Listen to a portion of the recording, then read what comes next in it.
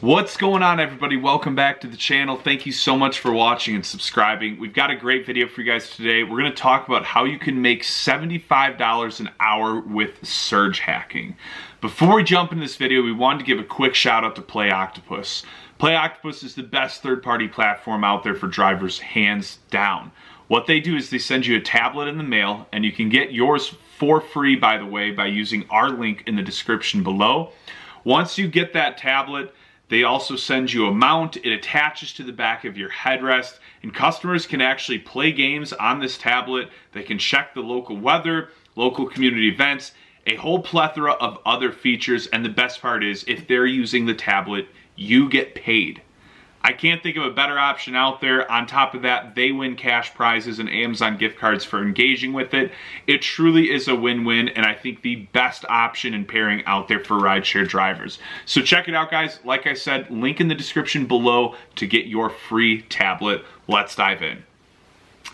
So surge hacking is a term I coined a while ago, and this is how I've always made the most money on any given concert, event, bar rush. Anytime there's any level of surge, I've always been able to make significantly more amount of money than a lot of my friends that drive, than people I've talked to on the channel that drive, and this is essentially how I do it.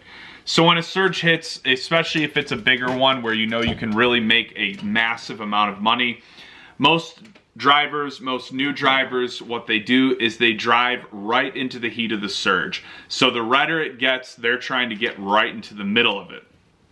Now, the problem that I've always had with this is that usually it takes too long to give those rides, especially if it's a concert or a major event. It's a stack of cars trying to get in to pick up, and then it's a stack of cars pulling out. If it's an NFL game, an NBA game, a concert, like usually there's a specific area for drop-offs and pickups. It'll go to one intersection, and you're just waiting for, I mean, sometimes literally hours for the lights to keep switching between green and red, and since you're not the major intersection, you don't get priority, or there's not even a light, and it's just cross traffic, and you're waiting for all these idiot drivers to just learn how to grow a pair and make a proper left turn. It ends up being so infuriating, and the one ride that you got that sure might, oops, kicked my camera. The one ride you got that, you know, it might make you 75 bucks, it ends up taking 2 hours to actually deliver, especially to drop off, especially if it's one that's way far out there. So the best option, what I've always done, is I've done this a few different ways. But the first way is if I haven't canceled a lot of rides that day and I'm not worried about Uber getting mad at me for it, I will cancel rides that want pickups right in the middle until I get stuff that's on the outskirts so that I don't have to go into the pickup zones.